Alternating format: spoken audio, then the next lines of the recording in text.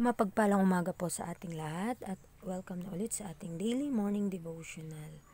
It's February 23 entitled Living Abundantly. Purihin ang Panginoon sa kanyang pagpapala na pinagkaloob sa atin at tayo na po ay mag-aaral ng kanyang mga salita.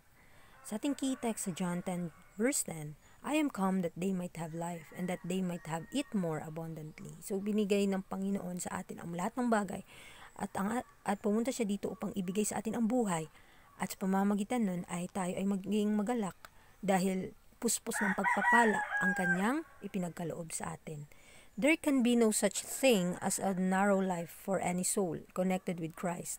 Those who love Jesus with heart and mind and soul and their neighbor as themselves have a broad field in which to use their ability and influence. So mapapansin din natin na kapag tayo ay lumalakad sa makipot na landas ng buhay, ngunit kapag tayo ay nakakonekta ang ating kaluluwa kay Kristo, ang mga pagpapala at pag-ibig ng Panginoon na nanggagaling sa Kanya ay magpapatibay ng ating puso, pag-iisip at kaluluwa at magbibigay at maibabahagi ito sa ating mga nasasalamuha.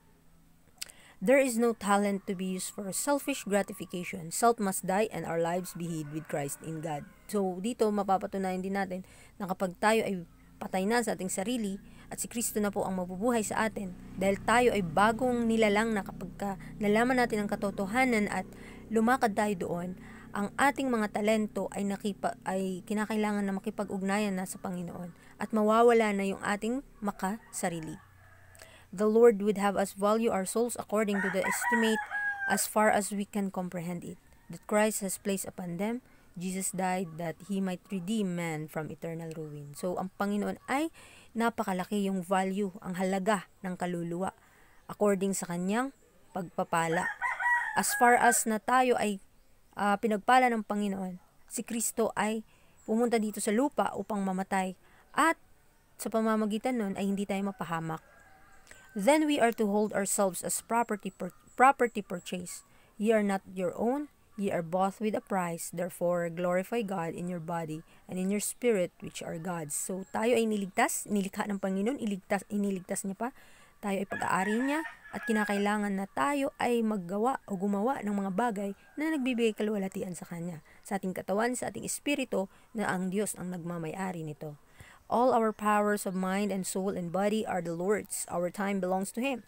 We are to place ourselves in the very best possible condition to do His service, keeping constantly in connection with Christ, and considering daily the costly sacrifice made for us, that we should be made the righteousness of God in Him. So lahat ng kapangyarihan ng ating pag-iisip, sa ating kaluluwa, sa ating katawan ay sa Panginoon. Ang ating oras at lahat ng mga pagpapala ay sa Kanya lamang. So kinakailangan na gamitin natin ito sa Kanyang kaluwalhatian. At hindi na natin ibibigay yung pagkakataon sa ating sarili na opportunity natin na magbibigay ng kaluwalhatian sa ating sarili. Bagkus kapag kilala natin si Kristo at tayo lumalakad sa Kanya, kinakailangan na ikonektado tayo sa Kanya araw-araw. Meron tayong sakripisyo na gagawin para sa ikaluluwalhati at doon na proseso tayo ay papabanalin ng ating Panginoon. Those who are emptied of self, the thoughtful and conscientious cannot raise their eyes to Christ, the living Savior, without feelings of awe and the deepest humility. So, hindi na po tayo makikisalamuha ay hindi na tayo papart sa ating sarili.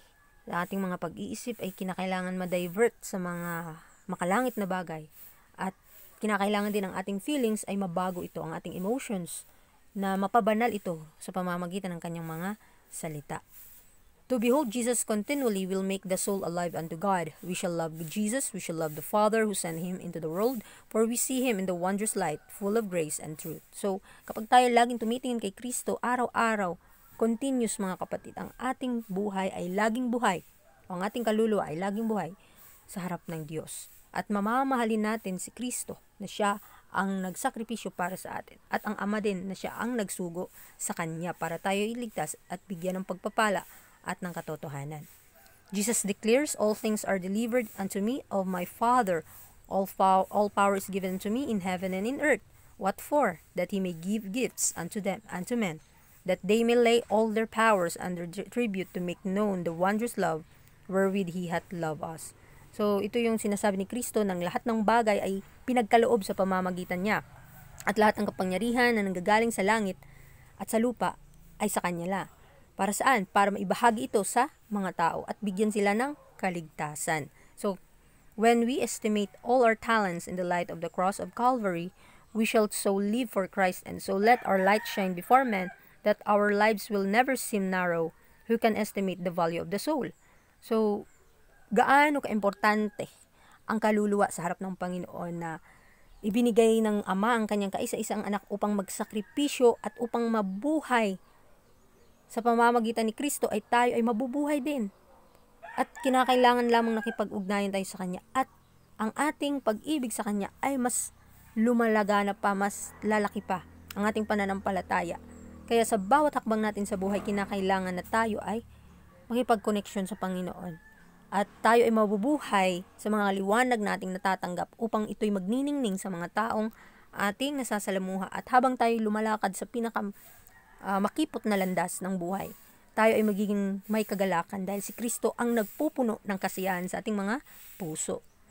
Sa pag-aaral natin sa umagang ito, nawa ay magbigay ng aral sa atin na kung papaano tayo mabuhay na may pagpapala.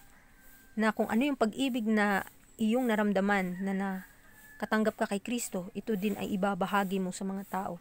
Kaya sa umagang ito, nawa ay bigyan tayo ng pagpapala ng Panginoon at binigyan niya nga tayo ng lakas at talino upang maibahagi ito sa mga tao. Maraming salamat sa inyong pakikinig at muli, God bless sa lahat.